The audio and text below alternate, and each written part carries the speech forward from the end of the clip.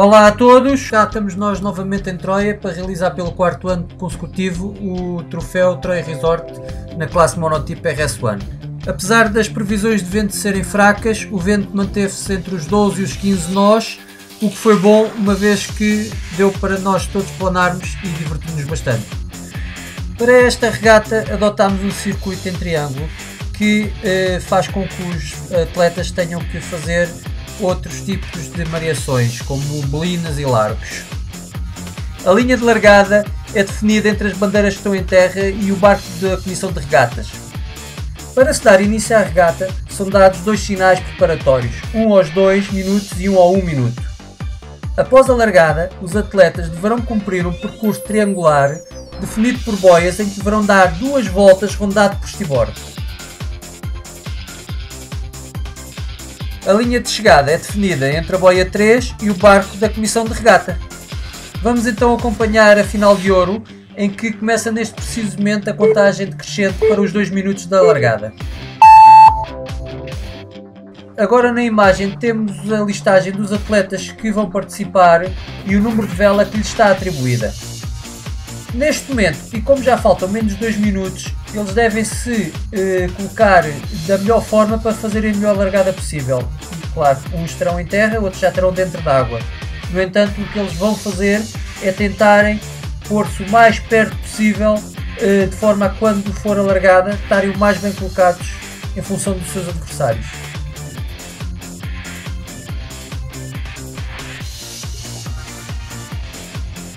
Ok, estamos aqui então para comentar a regata a 1 minuto e 23 da largada. Tenho aqui comigo o Afonso Jordão, um dos treinadores da escola que também teve a fazer de juiz na regata e também participou.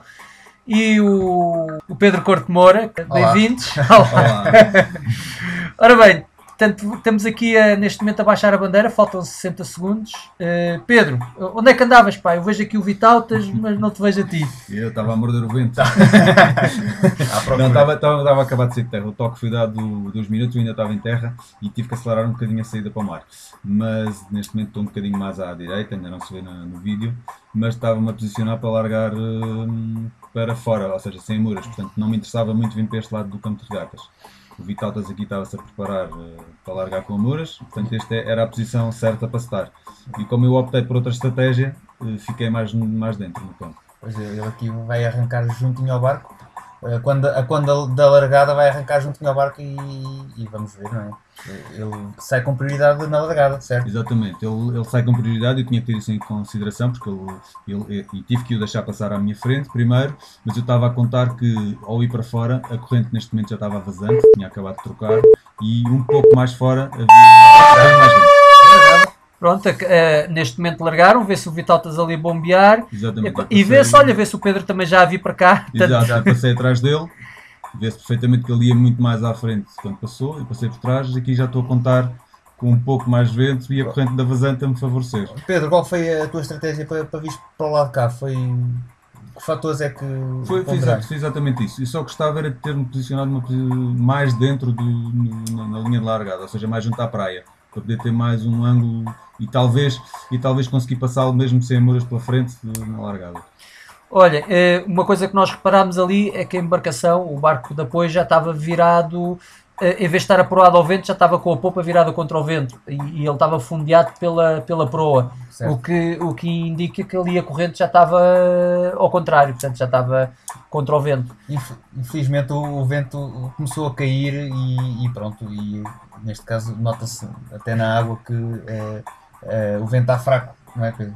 Exatamente, esse posicionamento do barco é uma leitura que nós podemos fazer quando estamos a analisar o início da regata e por onde é que vamos optar ir ou não, é um dos fatores. Aí neste caso quer dizer que a corrente está mais forte do que o vento e portanto temos que contar mais com a corrente do que o próprio vento, e foi isso que eu tentei procurar e vim para lá de fora. Pronto, outra coisa também que é interessante é que existe já aqui uma grande diferença entre ti e o Vitautas, estão os dois já a chegarem-se à boia, vê-se que tu neste momento vais à frente, Pedro. Sim, porque eu já sabia que na linha de largada, se largasse com muras para terra, nunca conseguiria fazer um bordo só.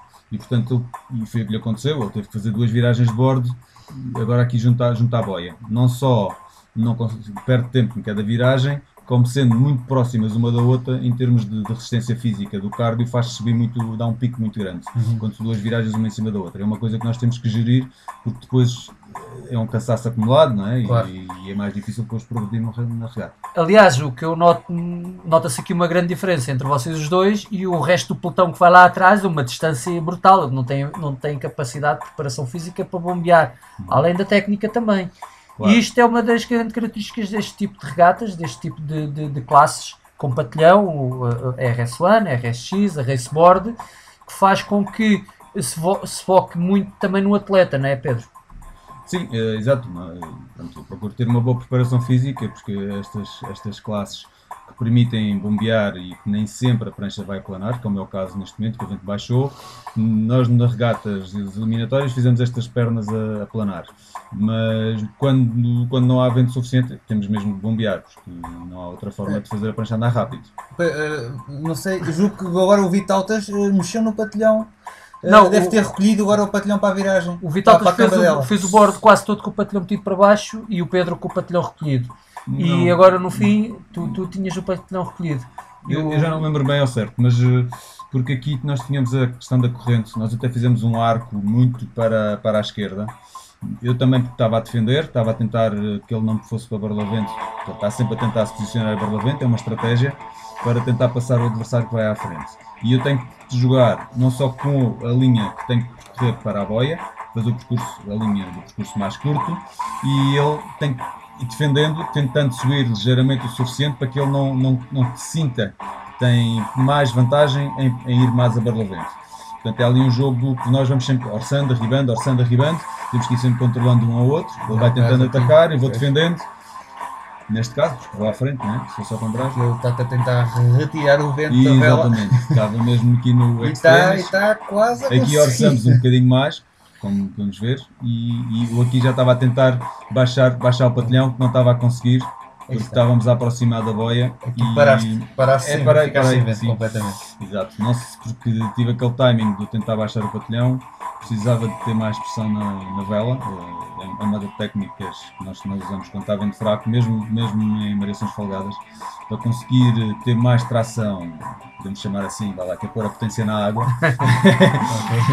Precisamos de pôr o patilhão, e até porque como íamos entrar à bolina, eu tentei essa opção para tentar fugir um bocadinho mais dele, mas infelizmente o patilhão não funcionou muito bem e já não deu. Porque se eu tivesse entrado à frente, acontecia esta situação, conseguia mandar-lhe o vento sujo para trás, que é o que ele está a fazer, e eu tive que virar de bordo por causa disso, para não estar a perder ângulo de bolina. E depois também para tentar ir buscar, como estou atrás, se eu fosse atrás dele, não ia passá-lo nunca. Assim optei por virar e ir buscar a corrente para voltar a passá-lo mais à frente. Mudar a estratégia para tentar... aliás, nota-se que tu agora já vais ali, parece que vais com vantagem, não é? E se calhar se não houvesse corrente, o Vitautas teria que fazer também uma viragem de bordo. Sim, porque ele... até parece que ele nem sequer vai chegar à boia. Exato, e que tu irias chegar agora primeiro que ele. Sim. Portanto, neste preciso momento... mas ele vai um bocadinho mais adiantado. Se ele vem uns 2 metros ou 3 mais atrás, ele tinha que desviar para tu passares. Depois, ele aqui favoreceu-lhe, ganhou um bocadinho mais pelo fator corrente, estava a puxar mais para Barlavento, porque na zona onde ele virou, eu diria que ele não devia ter ainda o cálculo muito bem certo que iria passar a boia. Eu acho que ele estava mais a tentar me defender, ou seja, vir para o mesmo lado que eu, para não correr o risco de eu apanhar uma vantagem grande, ou um salto de vento, ou ter mesmo mais corrente e passá-lo nisso. E penso que foi mais uma estratégia de defender. Mas, no entanto, foi suficiente para passar a boia e aí deu-me logo outra vantagem, não é? Porque eu tive que fazer aquela outra viragem. Agora o que estamos a ver, estamos a ir ali em direção aos outros, ao resto do pessoal. Vê-se ali uma diferença. Vê-se ali uma diferença em que vocês passam o tempo todo a bombear. E isto faz toda a diferença. O resto do pessoal vão simplesmente navegando, a navegar, sem criar vento aparente, portanto, o vento vai... Isto é um dos fatores que faz a grande diferença neste tipo de regatas. É ter capacidade física para estar sempre a bombear durante todo o percurso, não é, Pedro? Sim, é verdade, mas também... Pronto, é uma questão de evolução também com o tempo, com fazerem mais regatas e ganhar um bocadinho mais o gosto nesta classe, que tem outros pormenores mais técnicos e táticos Claro, uma das coisas que eu reparei é que tanto tu como o Vitaltas vocês iam com o pé de mastro completamente chegado à frente. Exatamente, porque aí, como o vento fraquejou completamente, não é a forma de ter a polpa fora d'água. Se nós pomos o pé de mastro mais atrás, a polpa em terra e a água não sai limpa, portanto não ganhamos tanta velocidade. Vai fazer drag, né? Vai fazer drag, vai fazer arrastar água. Até porque ao pôr também o pé de mastro à frente também ganhamos mais linha d'água. E isso faz com que, principalmente a abelina, consigamos ter mais orça, não é? Porque tem mais ou seja, o tamanho da prancha que está a fazer, ou seja, o rail que está na água é maior e portanto ela deriva menos. Claro, Pedro, claro. Tu e aqui o Vitaltas vêm na reta final, não é? Para cruzar a linha da meta. É verdade. Eu aqui, pronto, fui claramente, nós estávamos os dois praticamente ao mesmo ritmo. Não havia grande hipótese de... Tinha que ser um erro. Neste momento só havia a possibilidade... Só se eu caísse a água é que eu aqui o passava. Portanto, eu já vinha a gerir... Eu tentava acelerar e percebi que ele acelerava, eu abrandava um bocadinho a gerindo o esforço, claro, para ver se ele também parava ou se aguentava ou não. Claro, porque também uma das coisas que se percebe bem é que o Vitalta, enquanto vocês estavam colados, estavam sempre a bombear. Assim que houve distância, o Vitalta só bombeava quando tu te aproximavas, claro, e vice-versa.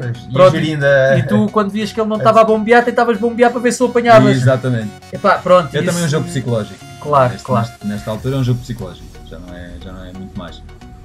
Pronto, e agora aqui acaba-se, está a terminar, pronto, já viu-se o Vitaltas ficou em primeiro lugar, vê-se também tu agora a cortar a linha em segundo lugar, neste momento,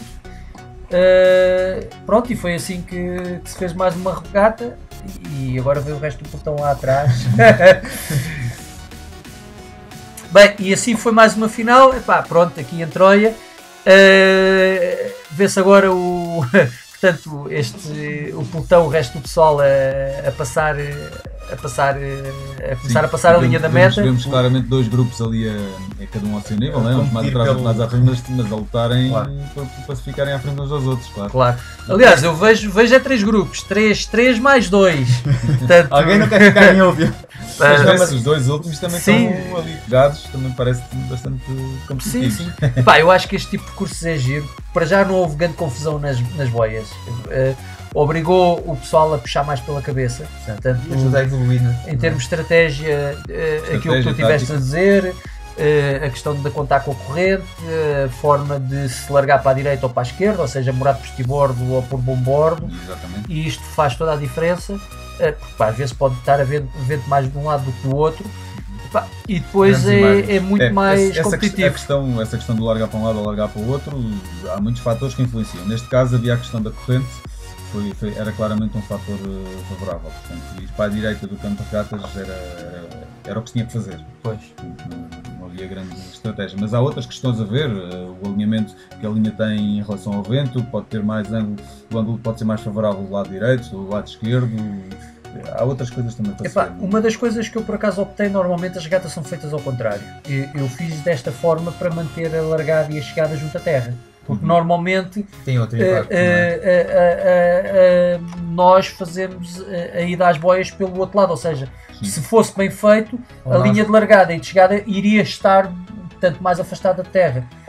Mas depois também não era tão interessante, porque quem está em terra quer ver quem é que chega primeiro e quem é que larga, né? Claro. Por até isso acho que a gente tem que adaptar essas coisas em função do... Sem dúvida. Ganha mais emoção o jogo em si, não é? A regata, e ganha mais assistência, visibilidade, etc. Tudo muito melhor. Acho que isto foi uma fórmula muito boa para esta evolução que fizemos para o triângulo, funcionou muito bem. E se calhar agora falta evoluir se calhar em tamanho. Eu se calhar aproveitava o momento para convidar todos os jogadores a participarem na próxima etapa do RS1 do circuito 2016, que será no Alfeite, dentro da base naval de Lisboa, em uma coorganização elisiário.com e Knoca. Portanto, estão todos convidados e haverá certamente vento e boa disposição para fazermos mais uma etapa. Vai, bom vento a todos, obrigado. E obrigado. Fica aqui a entrega dos prémios com o pessoal e esperemos encontrar-nos no dia 14 no Knoca, na base naval do Alfeite.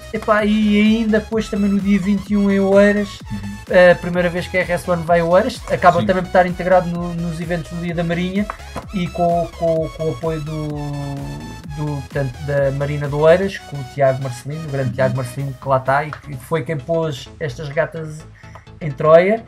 E agora também, que ele gosta tanto deste conceito, pô-las também em Oeiras. Acho que poderá ser bastante giro. Por mim lá estarei, já está na minha agenda. Então vá, pronto. Okay. Olha, que tu parece que estás aqui, parece que estamos na entrega de prémios e olha, o Vitaltas que ficou em primeiro lugar. Exatamente. Tu em segundo. Já me encontrei com ele noutras regatas lá fora, nas classes RSX, que ele também compete. Neste momento não sei se está a competir, como está a fazer Erasmus cá em Portugal, em desporto. Mas já me tinha cruzado com ele lá fora. Aliás, eu quando o vi pela primeira vez onde foi no Parque Expo, eu disse, este tipo, não só para já a fisionomia vi logo, este gajo é do windsurf, é da RSX. Tirei logo a fotografia e portanto, depois realmente já nos tínhamos cruzado.